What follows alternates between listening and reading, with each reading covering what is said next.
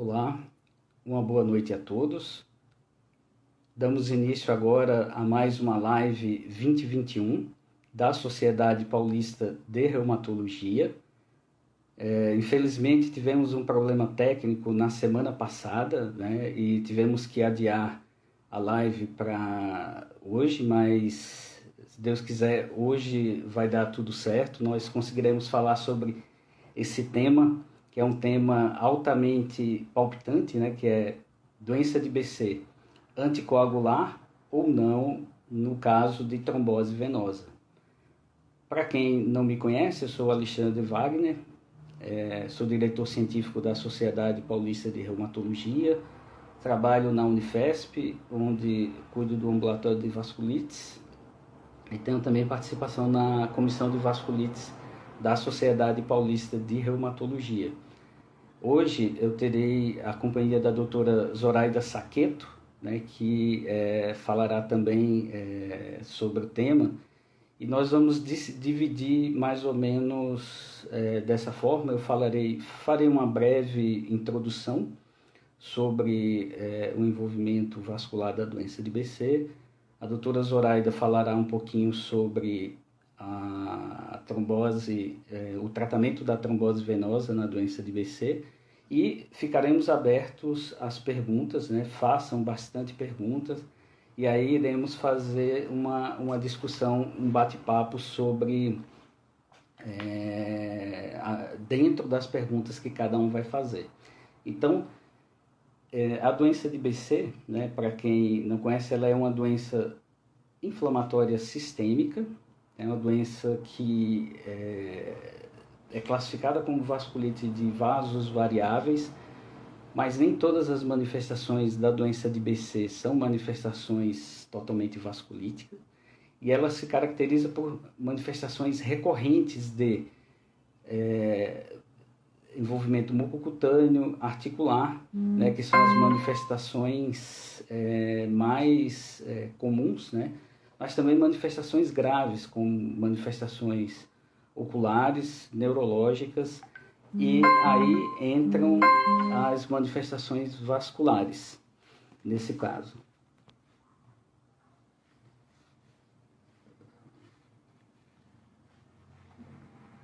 Manifestações vasculares são manifestações que podem ser manifestações. Agora temos a doutora Zoraida Saqueto aqui na live, né, que é professora da disciplina de reumatologia da Unicamp. É um prazer tê-la aqui nessa discussão. Então, dando continuidade, né, as manifestações vasculares da doença de BC, elas podem ser tanto venosas quanto arteriais. Felizmente, a frequência das manifestações mais graves é relativamente baixa, varia de 12% a 14% em diferentes séries.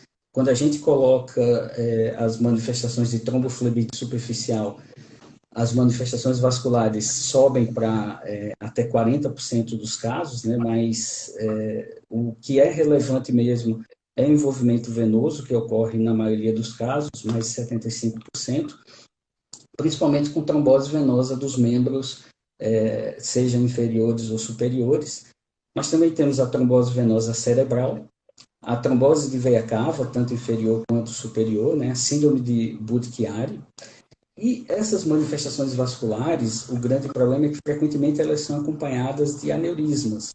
Os clássicos são os aneurismas das artérias pulmonares, né, mas também podem ocorrer em femorais, ilíacas, na aorta, em carótidas, e manifestações cardíacas, como até trombos intracardíacos. Então, é muito delicado o balanço, assim, vou anticoagular o paciente com doença de BC, porém, aneurismas que sangram são uma complicação em potencial. Então, esse é um tema, um ponto muito importante para a gente debater hoje. Em muitos serviços, não se prescreve a anticoagulação, porque o trombo é inflamatório, tem uma aderência grande ao endotélio e raramente dá embolia, seja para o pulmão, seja para outros órgãos, né? Então, a característica muito mais é por inflamação da parede venosa, e a associação muito forte com os aneurismas de artérias pulmonares. E qual a importância do tratamento? Eu vou já dar a palavra para a professora Zoraida.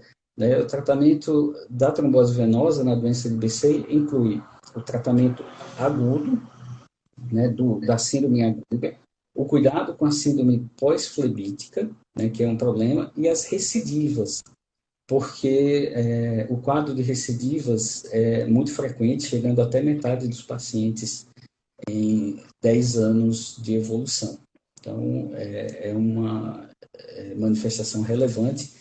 E aí eu vou passar a palavra para a professora Zoraida Saqueto para tecer suas considerações sobre sua experiência e o que a literatura fala sobre o tratamento das manifestações vasculares. Bom, boa noite, Alexandre, boa noite a todos. É um prazer estar aqui essa noite com vocês. E, bom, o Alexandre, né, já fez uma boa introdução, mas complementando um pouquinho, então, o BC é uma doença com expressões fenotípicas variadas e as manifestações vasculares podem ser recorrentes e levar a grandes complicações. Não existem estudos controlados sobre o tratamento da manifestação vascular e as últimas recomendações do EULAR de 2018, eles recomendam apenas a imunossupressão. A recomendação do EULAR, ela foi baseada em 3 estudos, uma meta-análise de 3 estudos retrospectivos, 2 deles com uma grande casuística, um cêntrico na Turquia, de 900 casos, um outro francês, com em torno de 800 casos, e um com uma casuística menor, em torno de 40 casos. E eles fizeram uma avaliação do benefício da anticoagulação e da imunossupressão, né? Uma análise estimada, comparando pacientes que estavam em uso de imunossupressão associada à anticoagulação, comparando só ao uso da imunossupressão ou só ao uso da anticoagulação, e os resultados favoreceram o uso da imunossupressão.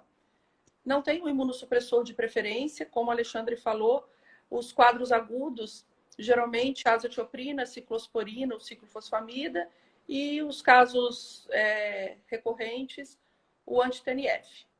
Em relação à anticoagulação, que é o nosso tema principal de hoje, os dados são limitados, não existem estudos controlados também, nem dados de estudos não controlados que favoreçam a anticoagulação. Mas, em contrapartida, também nós não temos dados de estudos que mostrem que não anticoagular não diminui o risco de recidiva. Então, vários autores recomendam pacientes com casos refratários, com casos recorrentes ou com trombose grave, extensa, a anticoagulação, e sempre levando em conta o risco de sangramento, como o Alexandre falou, dessa associação importante aí dos aneurismas. Embora, né, o risco seja pequeno, a gente tem que sempre ver o risco-benefício. Eu acho que eu também não vou me estender, eu acho que a gente, se tiver já alguma pergunta, não sei se o Alexandre quer fazer alguma outra consideração, a gente pode passar para as perguntas, né? Muito boas suas considerações, né? Gostaria de mandar um abraço para as doutoras Aline Cardoso e Carol Kawaj, lá do Pará, né, que estão nos assistindo. Mas é muito interessante essa controvérsia na doença de BC, porque não se encontra nenhum distúrbio da coagulação que seja consistente, né, para explicar como a trombofilia, e você tem muito mais o quadro inflamatório. Né? E fazer apenas um comentário, no último ANCA Workshop, que foi lá na Filadélfia, uma pergunta que eu fiz sobre o uso da anticoagulação gerou uma grande discussão na sala, e foi interessante descobrir que entre os turcos, eles mesmos não têm uma linha específica sobre anticoagular ou não anticoagular. Mas, de fato, isso que você disse é muito importante, que no longo prazo a anticoagulação não mostrou uma prevenção significativa da recorrência de eventos relacionados à trombose venosa na doença de BC. Né? E isso é um dado muito interessante, apesar da baixa qualidade dos estudos. Aqui nós já temos... retrospectivo desses estudos, né? Assim, não teve benefício da anticoagulação, mas parece que os pacientes que anticoagulam fazem menos trombose, menos síndrome pós-trombótica, como úlceras de membros inferiores, mas isso também não tem dados consistentes, né? Foi isso que o Alexandre falou, não tem evidência. Então, realmente é bastante discutido. Tem já uma pergunta, né? Isso, temos aqui uma pergunta. O colega Monteiro, qual o valor do PET para avaliar a atividade de doença na doença de BC, né? A ausência de captação em pseudoaneurisma reduz significativamente a probabilidade de atividade? Você quer fazer um comentário, Zoraida? Daí qualquer coisa eu complemento. Posso fazer. Bom, o PET ele pode ajudar, né? Assim, para diagnóstico a gente não usa, para diagnóstico de aneurisma, ele pode ajudar porque pode ter captação. A gente até espera que tenha, mas não pode não ter captação. Isso não quer dizer que você tenha menor atividade. Se vier, realmente ajuda muito. Eu desconheço agora, não sei se o Alexandre conhece algum trabalho para PET, manifestação vascular no BC, para a gente te dar um dado mais consistente. Nós não temos experiência com PET no BC. De fato, é muito interessante essa pergunta, porque como a manifestação é uma manifestação rara, nós não temos evidências consistentes do uso como ferramenta do PET para avaliar se a doença está ativa ou não. Mas é importante dizer que doença inflamatória arterial na doença de BC, ela é muito mais aneurismática. Então, se você detectou aneurismas no contexto da doença de BC, considere a necessidade de tratamento. Como não há estudos, normalmente se recomenda usar ciclofosfamida nesses casos, né? Então é uma manifestação mais relevante e grave, né? E que frequentemente se associa à trombose venosa. Isso é muito importante de se dizer. Então, aneurismas e trombose venosa caminham juntos. E aqui nós temos uma outra pergunta da colega Tânia. Se nós utilizamos antiagregantes. Nós, sempre que não existe uma contraindicação à anticoagulação, nós anticoagulamos nossos pacientes. Antiagregante, quando existe alguma contraindicação, nós não usamos, mas tanto a mesma recomendação para anticoagulação é para o antiagregante, mesmo dupla antiagregação, não é contraindicado, mas nós não temos dados consistentes para isso. Então, a minha experiência, sempre que não tem uma contraindicação de aneurisma, nós temos uma tendência a anticoagular, eu confesso para vocês, mas antiagregante a gente usa menos, bem menos.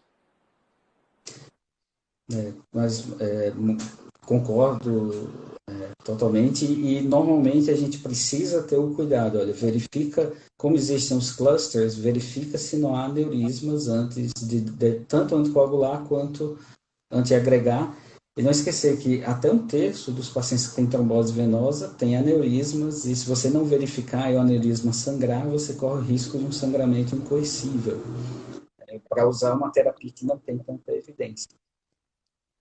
E aqui nós temos uma pergunta da Aline Cardoso, né, que é uma pergunta bem fisiopatológica. Como são formados exatamente esses trombos?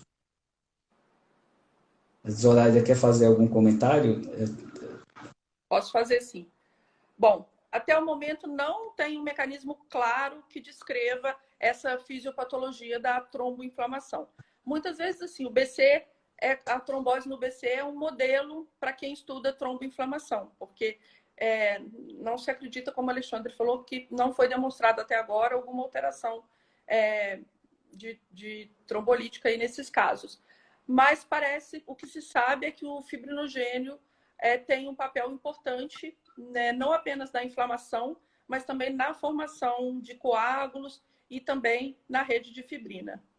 É isso que a gente sabe até agora, mas não tem nenhum estudo, nenhum dado consistente esclarecedor. Isso mesmo, e a expectativa, assim, a expectativa da literatura em relação a o que acontece na parede da veia. Até estudos recentes têm mostrado que pacientes com doença de BC têm maior espessamento venoso. Então, o processo inflamatório seria o responsável pela ativação endotelial, pela ativação de células inflamatórias, expressão de fator tecidual. Então, você tem uma miríade de manifestações, de eventos fisiopatológicos que culminariam na trombose. Outra coisa interessante, teve um estudo recente que mostrou o aumento da formação de NETs em pacientes com doença de BC, e a conjectura é que as NETs intravascular seriam um grande ativador de plaquetas nesse evento, mas normalmente você tem saltos de manifestações, né? Você não tem um trombo sendo continuamente formado, então haveria, digamos, um gatilho para que você tivesse esse evento, né?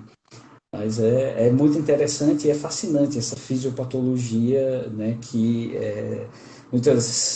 em muitos casos se consegue contornar o quadro apenas com corticosteroides e imunossupressores. Mas, como a Zoraida falou, né, não é uma questão fechada pela literatura.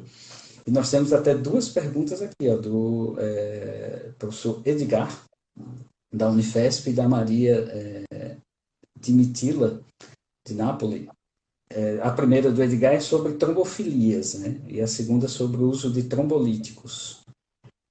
E, trombofilias, vários estudos já avaliaram trombofilias e você não tem uma associação consistente, né? Você tem desde heterozigose da metileno tetraidrofolato redutase, alguns veem mutações relacionadas a trombofilias, mas isso não é reproduzido. Então, normalmente você vai investigar a trombofilia, não sei se a Zoraida concorda comigo, em pacientes que são muito recidivantes, né, que o corticosteroide imunossupressor acabam não resolvendo a questão, e o anticoagulante você precisa usar mesmo nesse caso para prevenção de eventos, né? Não, sem Zoraida, dúvida. Concordo, e também assim, a trombose venosa e arterial, né, considerar clinicamente aí o que no caso de recorrência das tromboses venosas, as outras investigações. Mas em relação ao estudo com trombolítico também eu desconheço. Não sei se o Alexandre conhece algum, mas eu desconheço qualquer estudo com trombolítico. Todos os estudos falam só no uso da varfarina. Isso mesmo. E o trombolítico tem um problema porque, por exemplo, há uma crença na doença de BC que muitos dos casos que antigamente se referia como tromboembolismo pulmonar eram, na verdade, inflamação arterial com formação de trombos in situ pelos microaneurismas, né? Então, por exemplo, se eu utilizar trombólise nesse caso, você pode levar a evento catastrófico, né, com sangramento incoercível, mas não há estudo com trombolítico, anticoagulação com heparina seguida de varfarin e, em muitos casos, corticosteroides associados aos imunossupressores. Puxando aí, né, tem até essa pergunta diante da trombose venosa, quando realizar screening para aneurismas arteriais? Somente angiotomo de tórax? Você quer responder primeiro? É interessante, essa pergunta tem muita relevância clínica. Eu lembro que não era em 2014 ou 2015, quando o Yusuf Yazid, né, que ele tem a grande experiência com doença de BC nos Estados Unidos, a pergunta foi: você verifica se há aneurismas de artéria pulmonar em todos os pacientes com doença de BC? E ele disse não. Apenas 2% dos pacientes com doença de BC vão apresentar aneurismas. Então, quem que você tem que procurar aneurismas? Quem tem trombose venosa. Então, esses vale a pena, sim, principalmente no evento agudo. Você anticoagulando, verifique se há aneurismas de artérias pulmonares e aneurismas de outras artérias, né? Que você pode ter aneurismas que você não conseguiu captar. Então, a angio-TC seria suficiente, você não precisa de uma arteriografia, por exemplo, pulmonar, para fechar, para detectar a presença desses aneurismas, angio-TC ou angio-RM. Lembrando que às vezes, assim, isso que o Alexandre falou, o aneurisma de artérias pulmonares, de aorta, né, seguido do de aorta, eles são mais comuns, embora bastante raros, e os periféricos bem mais raros. Então, exame clínico com palpação de pulso, uma boa ausculta, a gente, em paciente com trombose, também já ajuda, e o ideal é sempre ter uma imagem, né, para avaliar. Muito bom. Aí temos uma outra pergunta aqui da Cecilinha. A escolha do imunossupressor geralmente depende de outras atividades concomitantes? Mas se for a única manifestação de atividade, tem imunossupressor de preferência? Aquilo que a gente tinha comentado no início. Se for agudo, e a gente pode fazer azatioprina, ciclosporina ou ciclofosfamida. Peraí, você está falando aneurisma ou trombose? Geralmente depende das... Eu imagino que é trombose.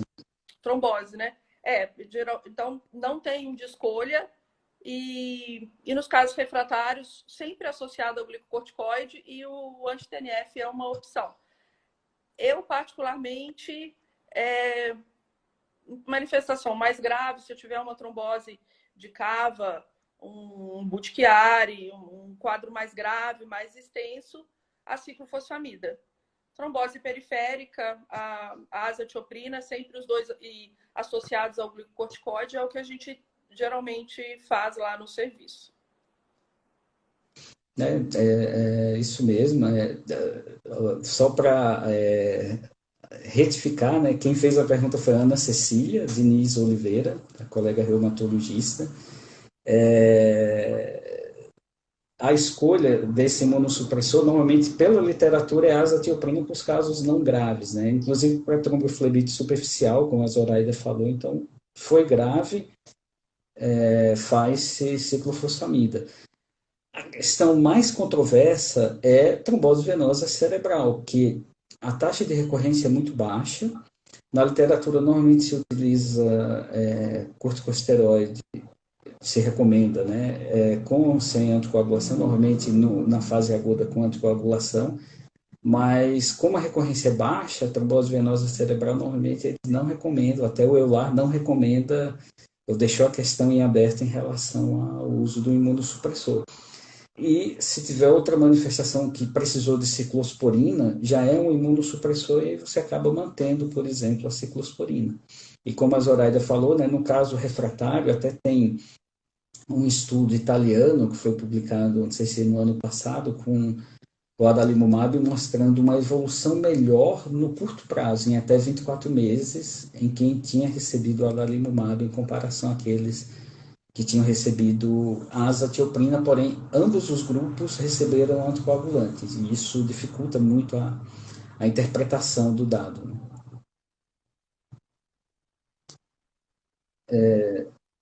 Além disso, temos...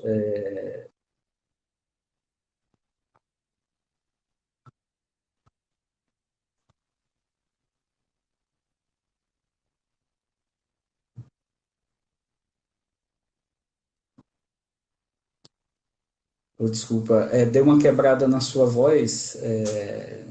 Você falou que o Estou ouvindo.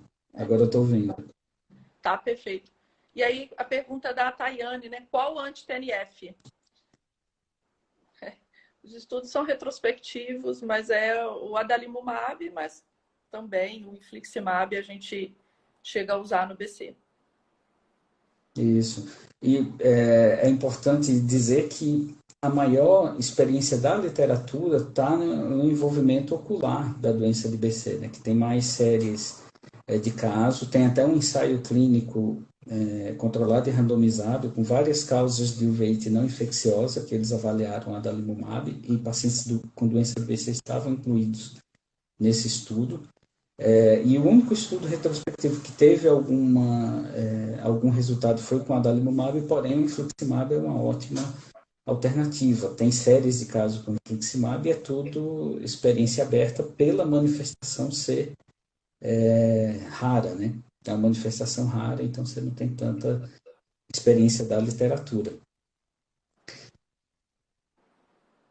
Agora, diretamente de Belém do Pará, temos a doutora Roberta Vilela Lopes, perguntando qual a conduta diante de um quadro agudo de trombose venosa ou arterial. Há diferença entre eles?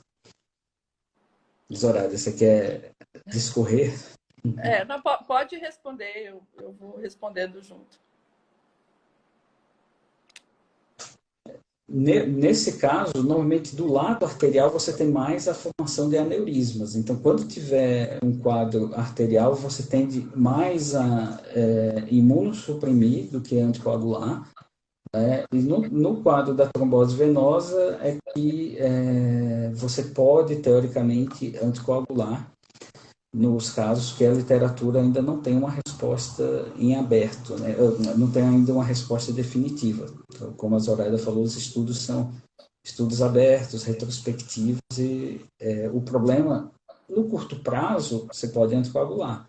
No longo prazo, o que mostrou com os estudos com follow-up de 40, 50 meses é que não vai prevenir a recidiva da trombose venosa à adição de anticoagulantes.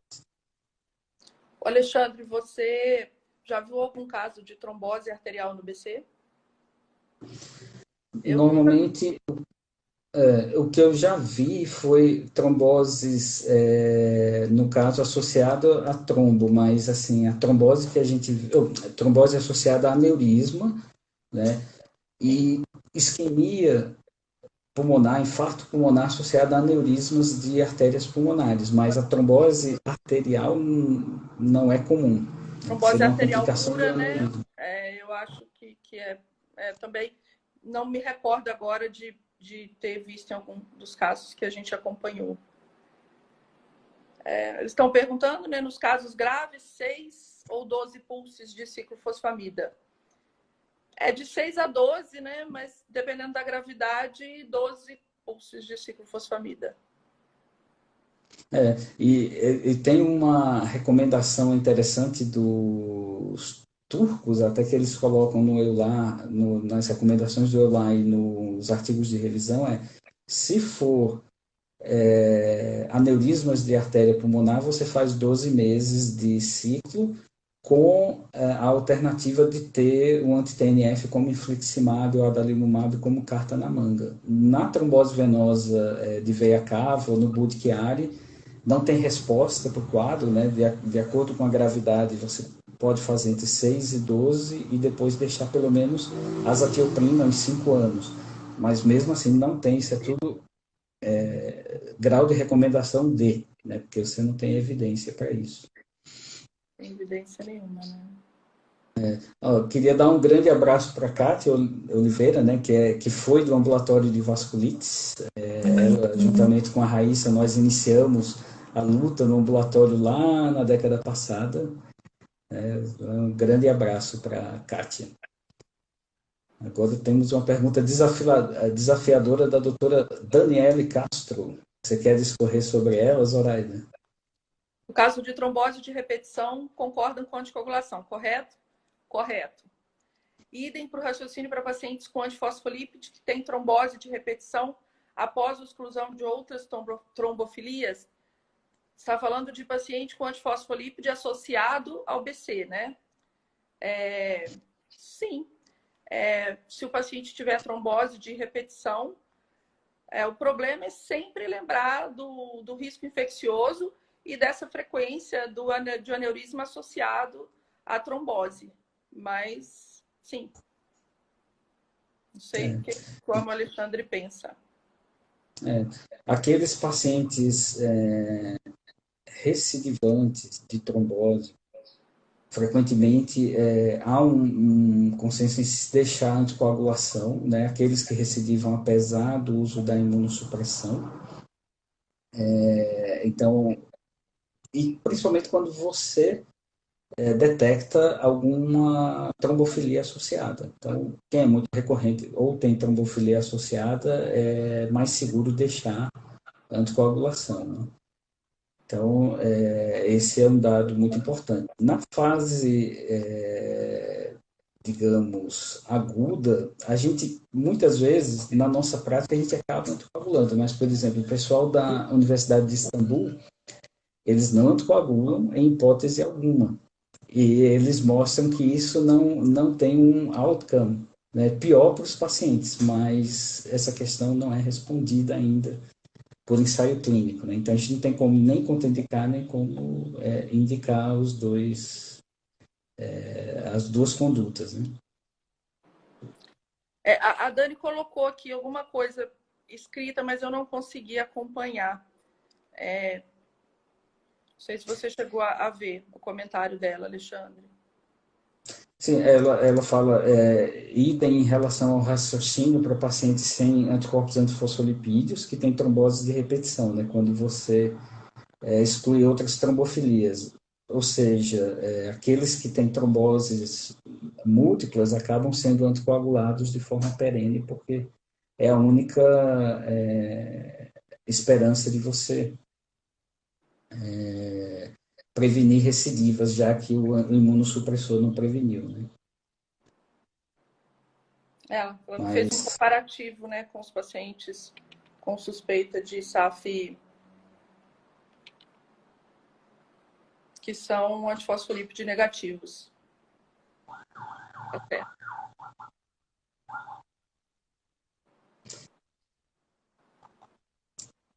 sim, a falta de um marcador realmente é um desafio, né? Que é o comentário da Dani, sobre, por exemplo, ela comparou pacientes com suspeita de SAF que são APL negativos. Então, quando você tem os eventos e você não tem a comprovação do marcador. E a doença de BC é muito isso, né? Que é a angústia da falta de marcadores de uma forma geral e você acaba tendo que tomar a decisão clínica.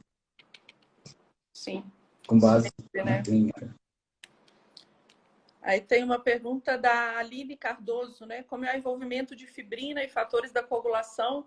A anticoagulação não ajudaria na não progressão do trombo? Se usar associado ao imunossupressor, por quanto tempo anticoagular?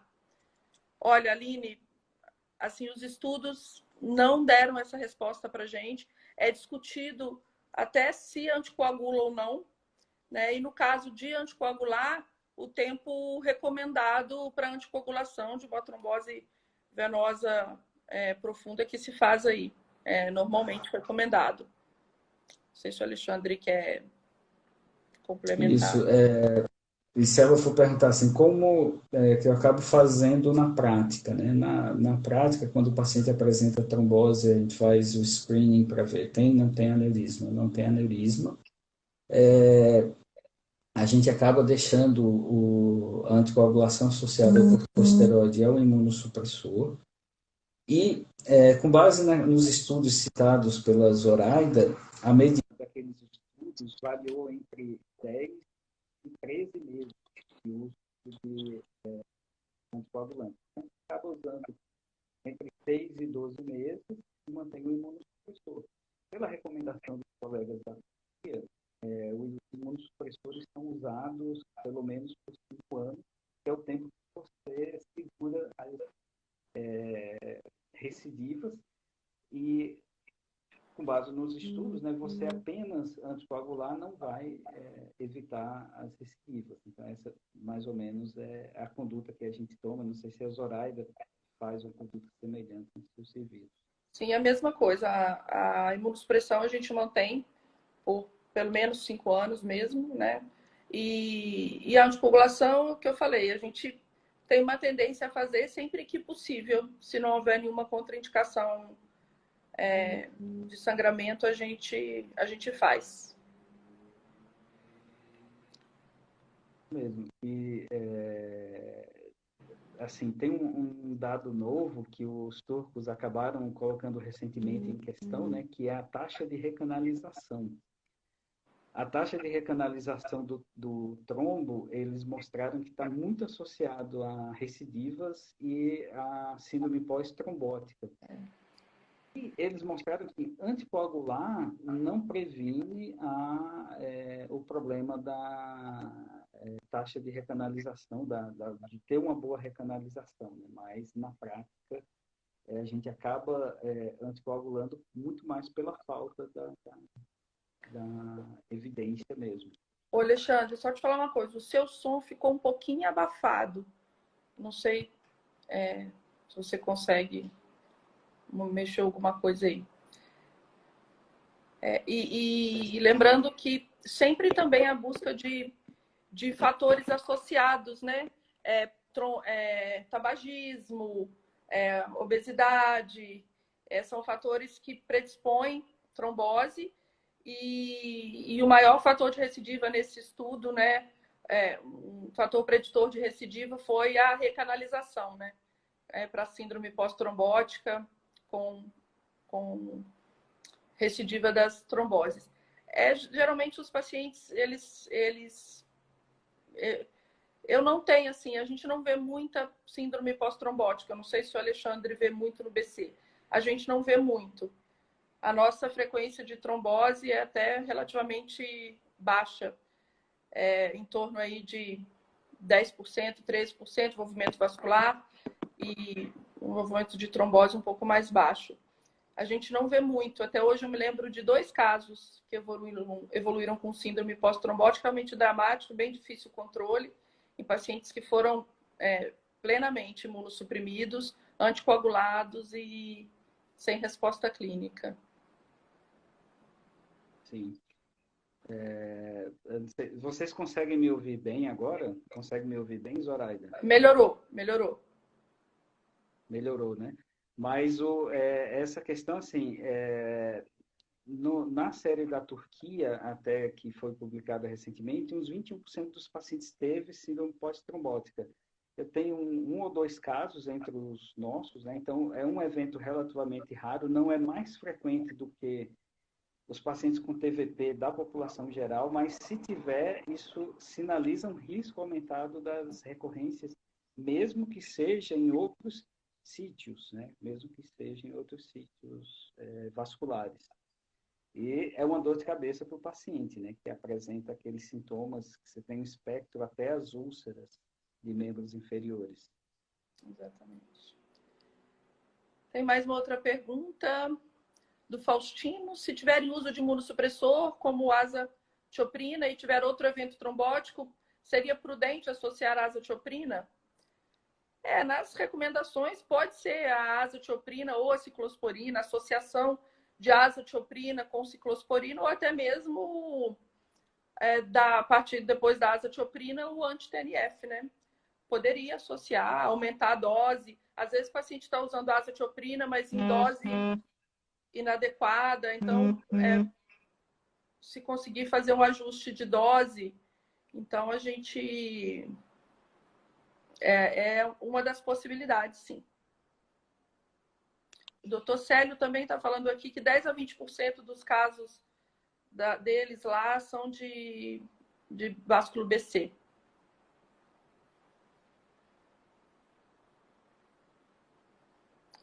Trombose grave, ciclofosfamida, senão ciclosporina, né? Tá bom. Você está me ouvindo, Alexandre? O som está muito baixinho. Eu estou tendo esse problema. O meu também está baixo?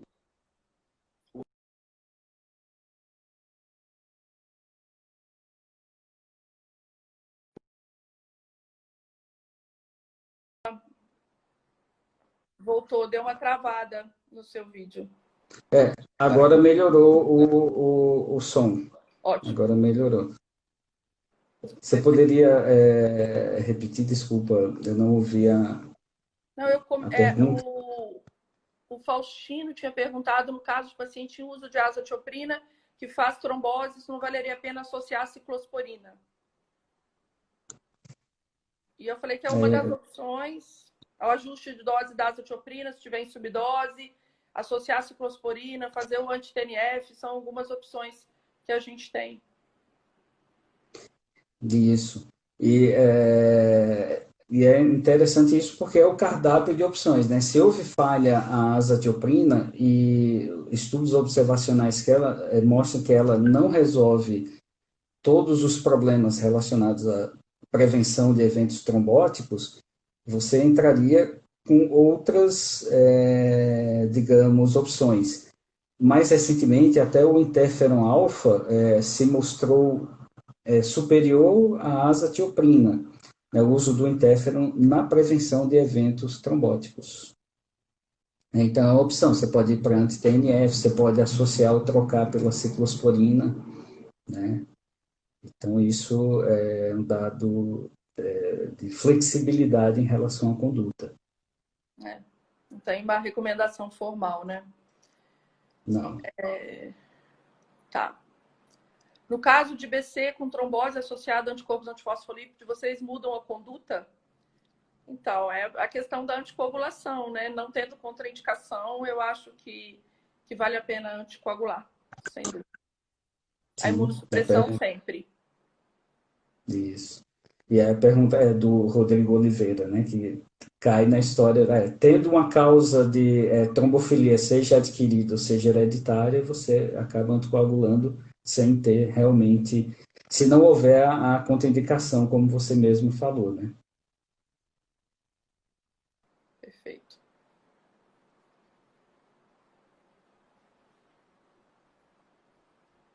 Aqui temos mais uma pergunta sobre AS, estatinas, colchicina, se elas têm algum papel para desativar o neutrófilo, os neutrófilos no caso da doença de BC, né?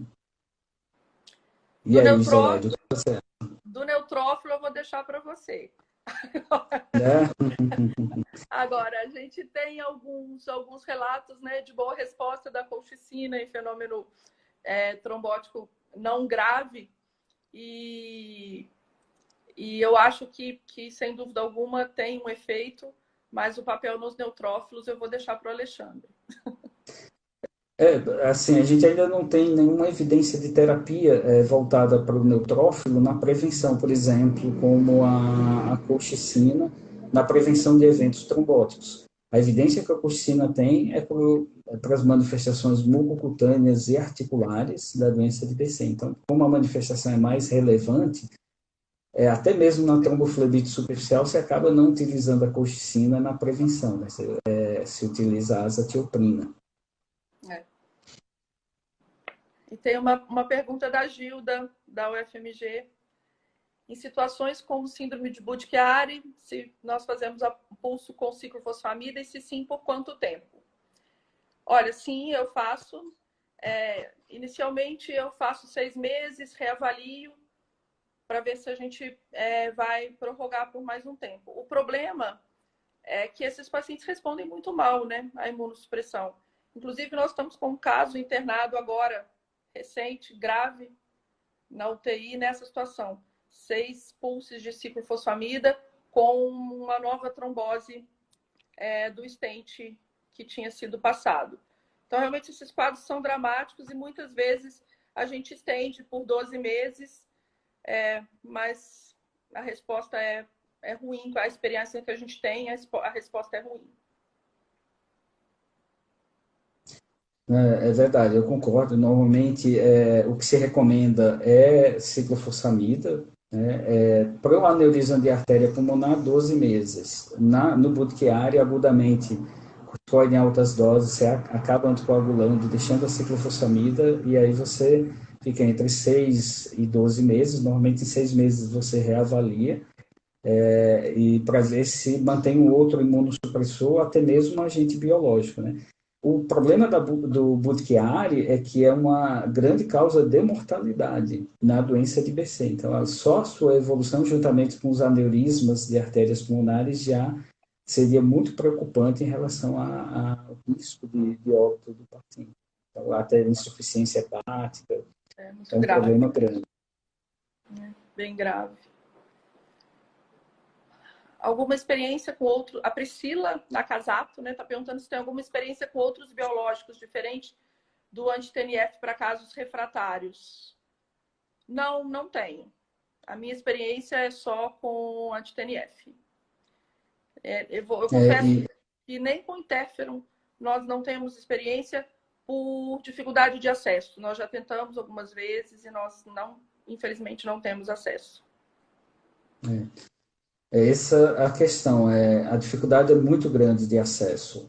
No quadro agudo, frequentemente a gente vai ter que lançar mão de outras terapias. Agora, aqueles que são recidivantes, né? Eu já tive experiência em alguns casos com interferon. Foi muito difícil de conseguir, mas a resposta foi maravilhosa. E nesse estudo turco, eles compararam o interferon com a azatioprina, e o interferon foi muito bom na prevenção da trombose venosa, né? Da prevenção das recidivas. Chegou a tipo 12% no final do follow-up, 40 meses, com o interferon, e 45% de recidivas com azatioprina.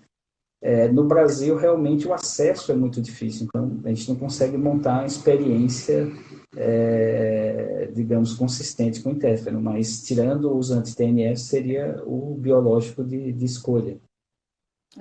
Difícil, né? Temos agora uma pergunta da nossa amiga Carla Saad. Se vocês manteriam algum imunossupressor associado ao anti-TNF?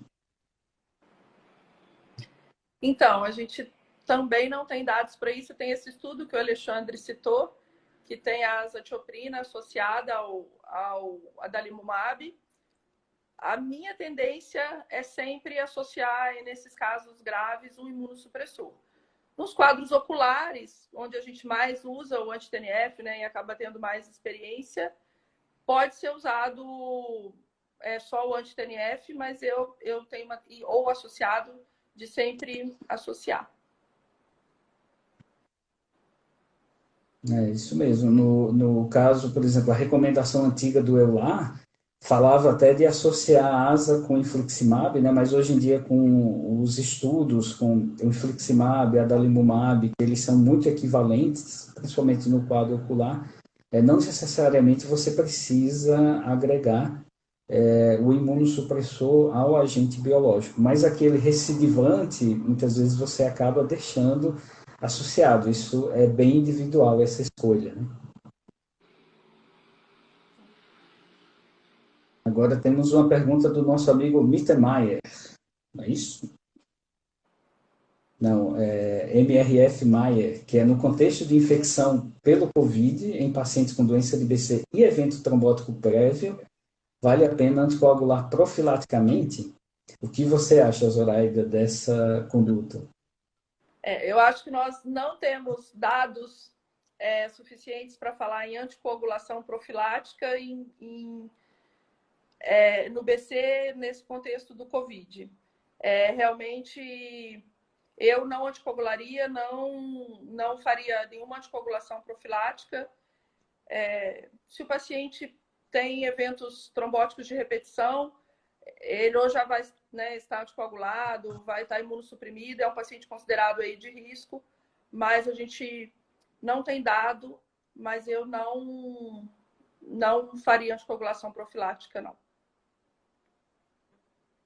Muito bom. E é uma questão que você não tem dado nenhum para embasar a anticoagulação, né? Agora, se for pela gravidade, com síndrome respiratória aguda grave, um paciente com múltiplos fatores de risco para complicar, teoricamente, pela Covid-19, você utilizaria no caso, a heparina, né? Nessa. Mas ótimo. Temos agora uma pergunta da doutora Olivia, da UFRN, minha conterrânea. No caso de aneurismas, como e quando indicar abordagem cirúrgica vascular? Digo, avaliar se a parede está muito friável, do mesmo jeito que a arterite de Takayasu? A gente tem até um comentário do Célio aqui embaixo, né? Doutor Célio, temos indicado cirurgia nos aneurismas pulmonares. É difícil essa questão da cirurgia, é claro, sempre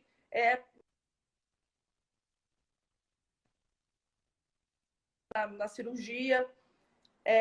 A experiência que nós temos com um paciente que tinha um aneurisma pulmonar, ele foi imunossuprimido com ciclofosfamida por 12 meses.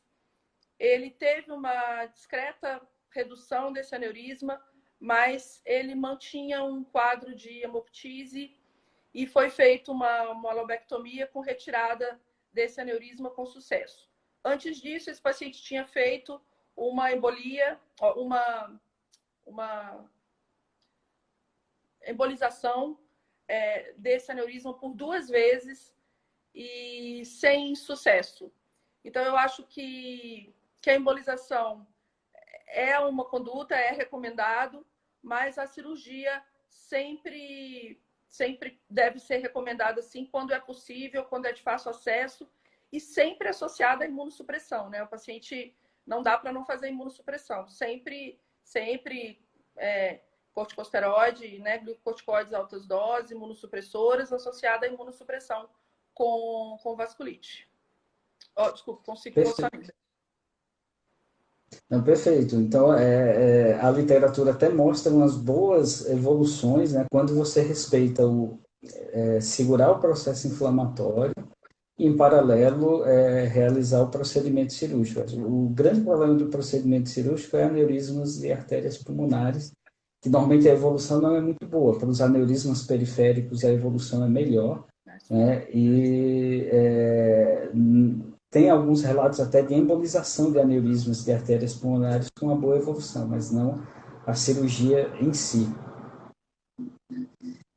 E a pergunta que vem logo abaixo da pergunta da Olivia é em relação a se o quadro clínico permitir, quanto tempo de imunossupressão antes de colocar a stent dos aneurismas arteriais.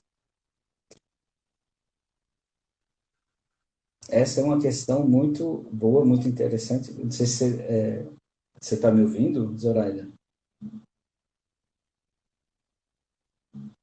Essa questão assim, vai depender muito da evolução do aneurisma. Se o aneurisma é um aneurisma que está numa situação de rotura, né, iminente, você tem que cuidar em paralelo e, assim que possível, operar o paciente. Eu já tive situações que tive que usar corticoide em dose alta, pulsar com ciclofosfamida e acabar operando próximo à imunossupressão, porque o paciente estava com o quadro de ruptura iminente, né? Nós tivemos um problema com a doutora Zoraida, que ela acabou caindo da... deixa eu só...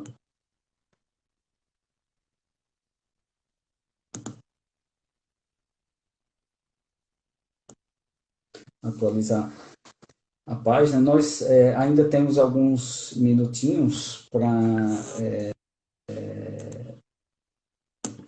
continuar.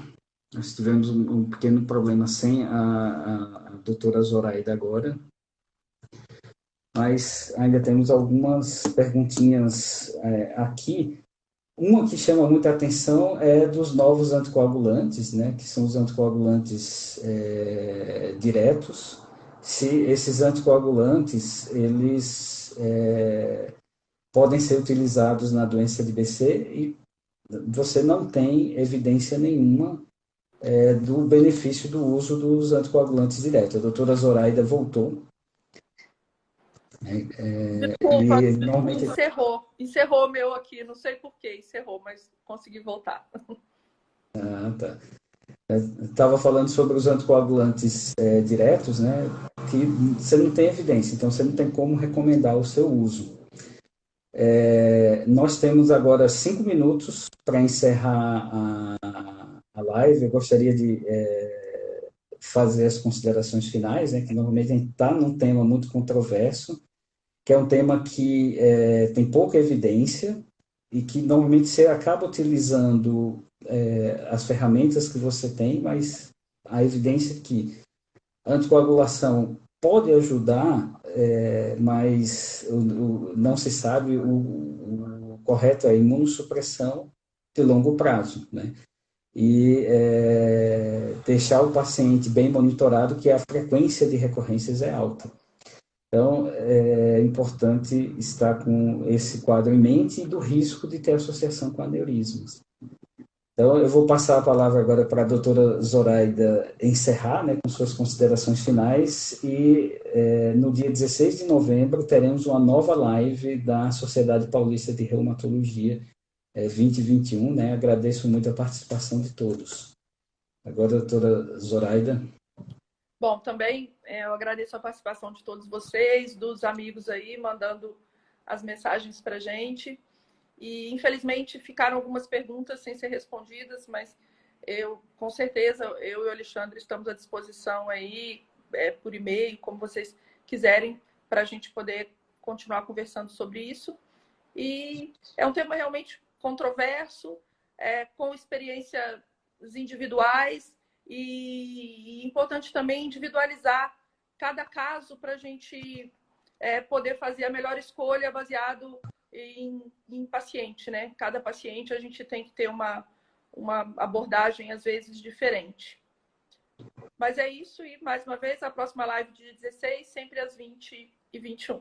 Foi um prazer estar aí com o Alexandre e com vocês.